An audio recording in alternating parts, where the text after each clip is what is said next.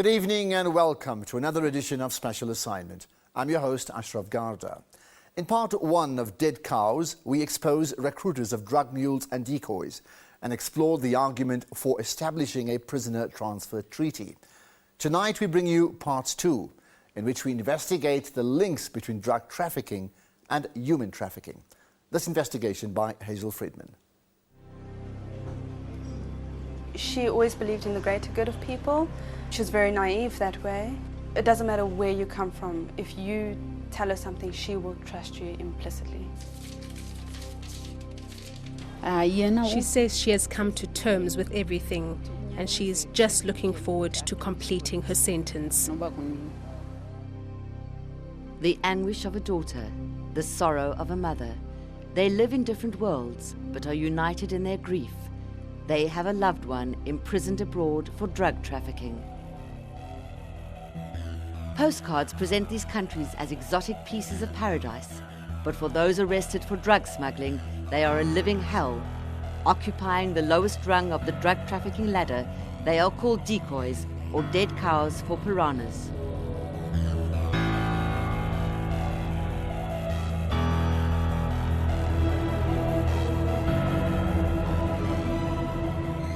Hermanus in the Southern Cape is home to 28-year-old Megan Warren.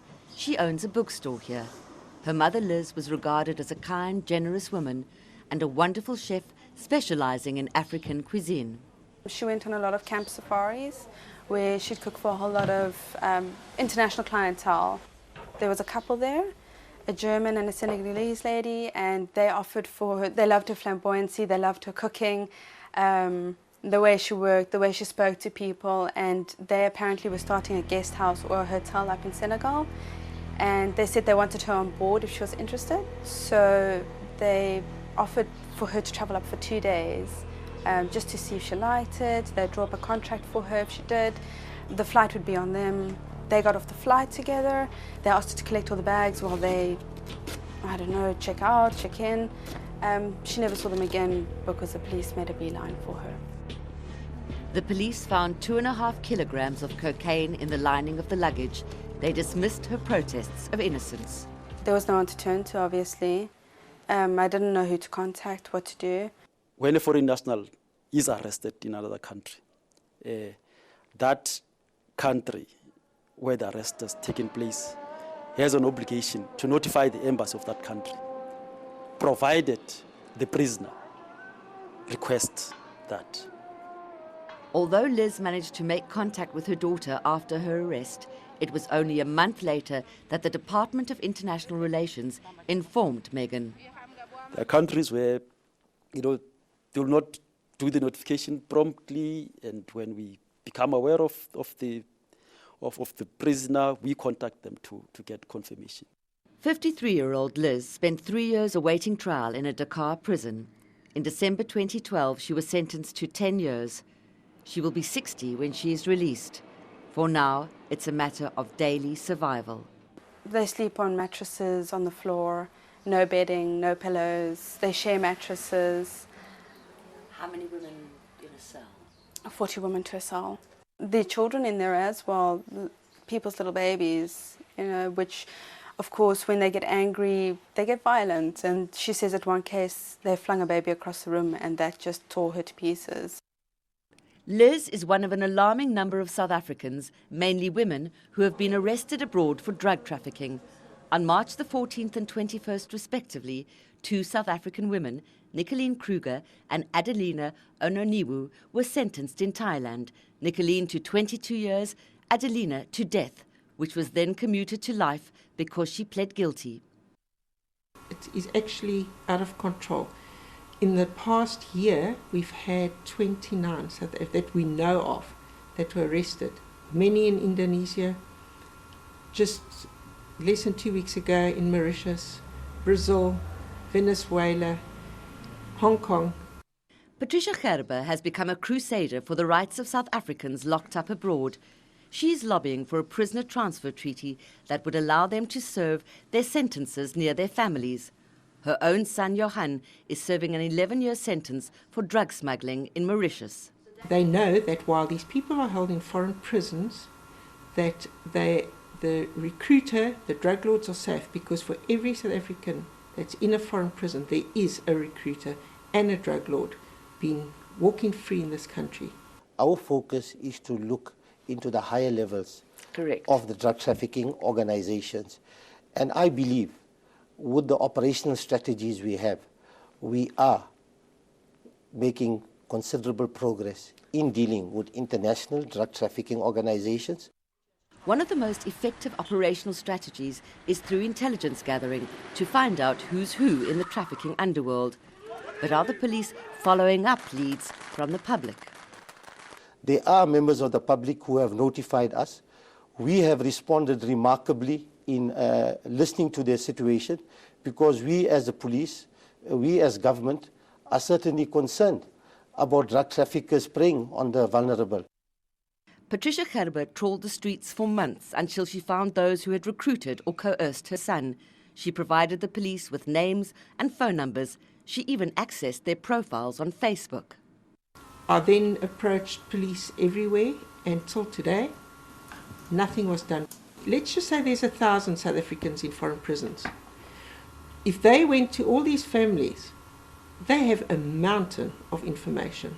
Special Assignment also exposed a woman who is a sales executive by day and a drug mule recruiter by night. They've been looking for a white girl tonight, so they want somebody to go to the UK.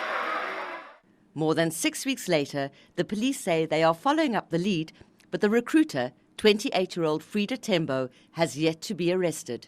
And there has emerged a horrifying trend in the brutal world of global drug trafficking. Naive or desperate South Africans have been promised jobs by the syndicates. The job never emerges, and they are then forced to become decoys or dead cows. Their sole purpose is to be arrested, while professional mules carrying larger quantities slip past customs undetected. This makes them not guilty of drug trafficking, but victims of human trafficking. If you look at the recent cases, of which I know that you're also investigating, it became very clear that women are mostly used as drug mules and whilst being trafficked.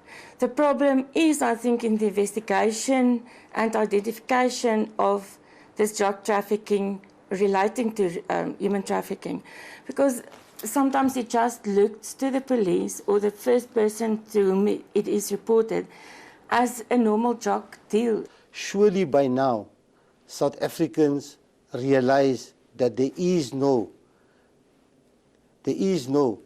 good Samaritan who is just wanting to send me abroad. But this warning is cold comfort for a daughter who has had to become a long-distant parent. I feel that I can't move on in life. At this point, she's my priority. Megan's only hope is for a prisoner transfer treaty that will allow her mother to serve the rest of her sentence at home. I would have more control of the situation, so it would definitely help. It would give me more peace of mind to move on a little bit. Coming up, a tragic story of deception and despair.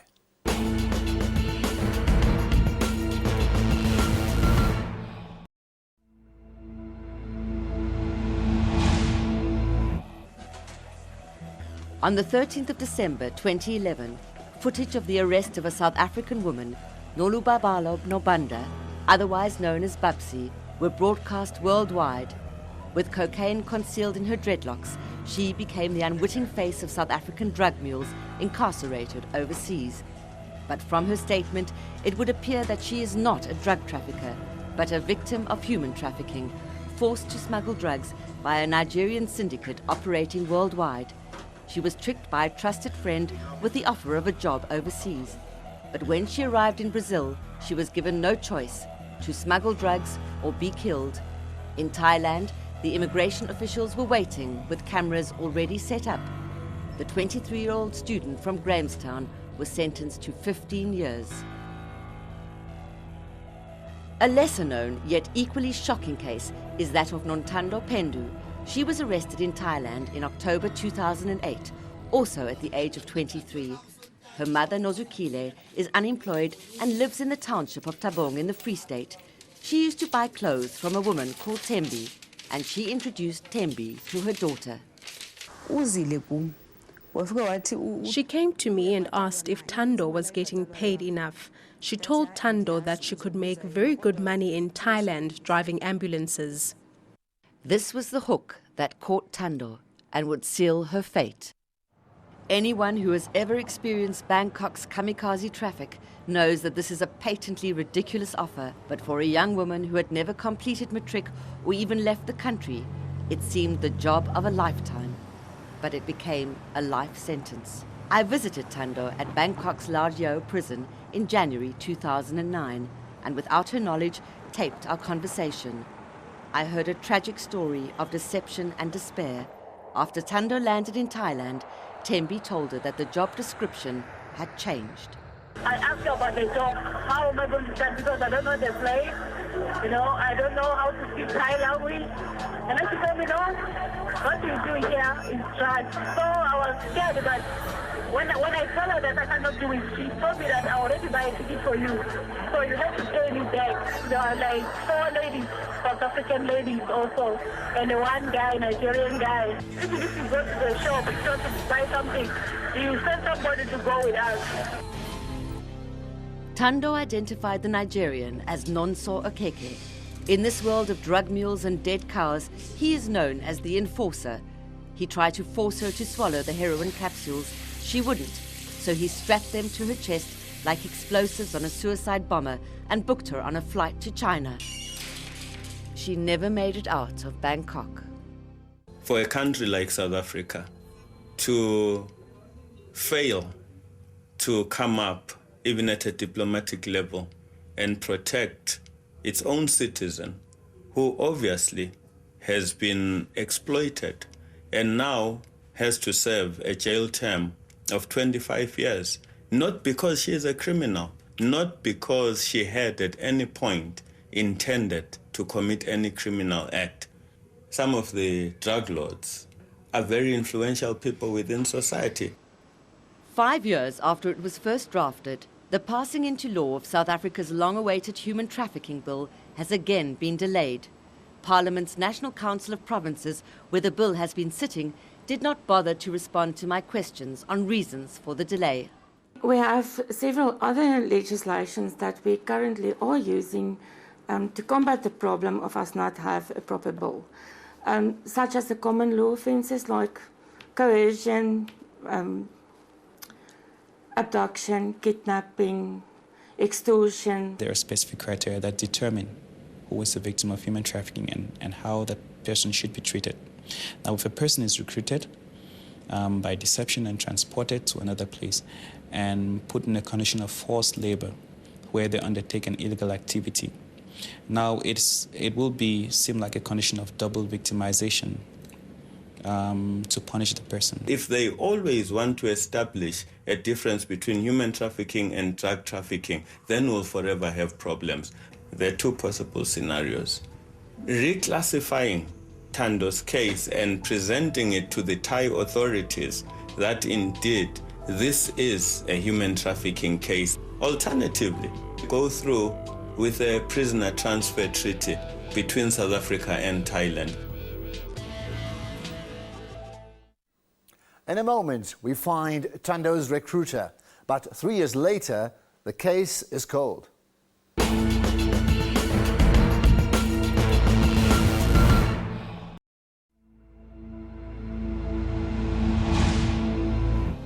After my return from Thailand in February 2009, with the help of Thando's mother Nozukile, I tracked down and confronted the woman who had allegedly trafficked Thando.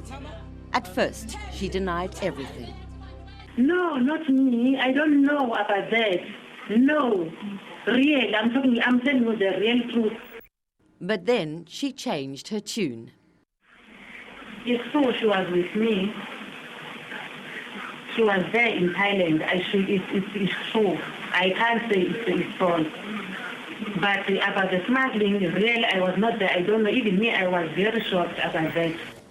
My investigations confirmed that Tembi was indeed a member of a Nigerian drug trafficking syndicate operating between South Africa, Thailand and China. My investigations also confirmed what Thando had disclosed in her letters, that Tembi allegedly organized fake passports for drug mules and also did the occasional drug run herself. I sent this information to Interpol and the Thai authorities, as well as the NPA. Tando's mother, Nozukile, even laid a charge against Thembi, who was still living in Tabong Township, where she had recruited Tando. That was 3 years ago. Since then, nothing. There came some two CIDs from Bloemfontein, and then they said to her they are the one now who take over the case. Then they took the statement from her. Then since then they didn't come back, so we're still waiting. He was transferred to Bloemfontein. Colonel Gerber said that he went to you, he did get all the information. According to him, they did set up a surveillance on both the house and the cell phones of this accused, if I can call her that, this woman in Tabong. They've also done surveillance on her house for about 4 weeks, continuous surveillance, and they found nothing. He then sent a letter to, and all of this evidence, and a request to Interpol for them to intervene and to interact with the Thailand police to get a statement under oath from Tando. And he said that it's been almost a year and he hasn't heard from them. Now, I understand the frustration to Tando's family, as well as to this police officer. But surely the South African embassy in Bangkok could have assisted in getting the sworn statement through its own SABC Interpol officer stationed at the embassy. We didn't get answers to those questions either, so we went looking for Thembi ourselves.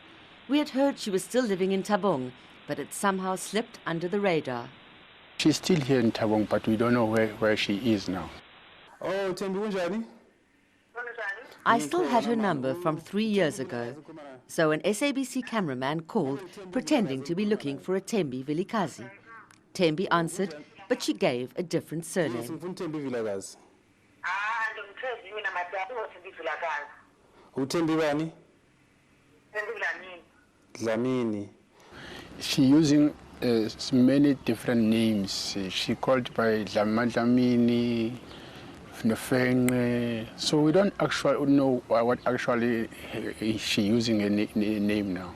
If we could find the person that Tando was mentioning, the so-called Nigerian that was in control of the women in Tabong, then we could charge her for some of this at least. But as you know, if we cannot even find her or get any evidence on her, finding the person who is actually employing her is going to be even more difficult. And I think this is one of the main problems that we have in combating human trafficking in any form. So the only relief for a heartbroken mother who fears she will never see her daughter again are her letters. She says she has given up and she has accepted she needs to finish her sentence. For me, it's very difficult. I've had to make peace with her situation, but as a mother, it's hard. And when her sisters are around, it just reminds me of her. And 2 South Africans, both of the same age, both allegedly victims of human trafficking, in the same prison, have become friends. Yes, they are so close. She said so. They are so close with the Bobby. Bobby, as her fellow South African, now they are so friends. They are so close.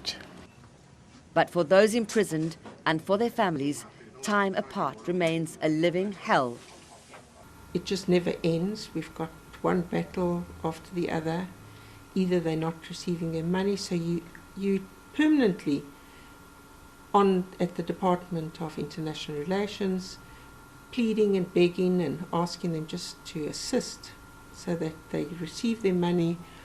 And also with the studies, we have a lot of problems sometimes, with him getting his material. From time to time, we also receive complaints from prisoners. And our instructions and standing procedures with our missions is that when such complaints are made, they should interact with the present authorities to raise those complaints And we have examples of where those interventions were made and changes or the complaints were addressed. There are people who become judgmental, etc., or want to prioritize other things, and we're saying that is not correct. Because, as I said, for some prisoners, they'll never have a next of kin visiting them, and they rely only on us, and therefore we can't fail them. In her letter, she does state, she's having a bad case of the black dog, or she would say, she's got various infections, or she's got malaria, or sleepless nights. She's lost a lot of weight since she went there. So stale bread, tea, it's terrible. They would notify me 2 months after the fact if she's been ill, because if she has an infection, and I know 2 months later, how do I deal with that? The conditions are extremely bad. They are put with absolute hardened criminals. I know of some of us Africans that are sleeping outside, under the rain, the cold, whatever, because that's all they can afford. Human rights allegations, we do take those. To what extent all the issues that we raise get addressed by the authorities is something else. I did make a plea to human rights, and I basically was met with, unless my mother is being hanged, there's nothing that they can do about it. But there was nothing South Africa could do to prevent the execution of Janice Linden in December 2011, not without a prisoner transfer treaty. And their families remain incarcerated in prisons without walls, waiting, helpless, hoping, without knowing.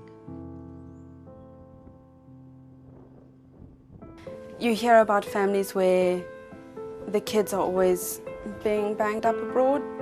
It doesn't matter your creed, your race, no matter where you come from, mother, daughter, everyone is vulnerable.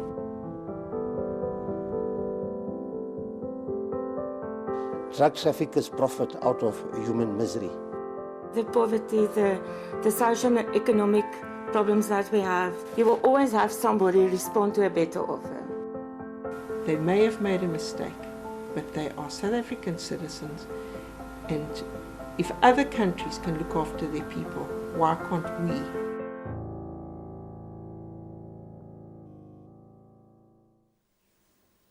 Now I'd like your comments, and you can do so by tweeting, Facebooking or emailing us. And I'll also do a follow-up on my SAFM radio show. That's on Friday at 2:30 p.m. Finally, I've picked out 2 viewer comments from last week's show on dog fighting. Joannette van der Merwe says, I felt physically ill after watching that expose. Will charges be brought against them? Anybody and everybody involved should be gutted and left to bleed to death. And Henrik Skitter comments, I'm totally disgusted and angry at the despicable subhumans that encourage and participate in such hopelessly barbaric activities. What makes me even more angry is how these lowlifes boast about what they do. Well, that's it for tonight. Join us again next week when we point out the issues that matter.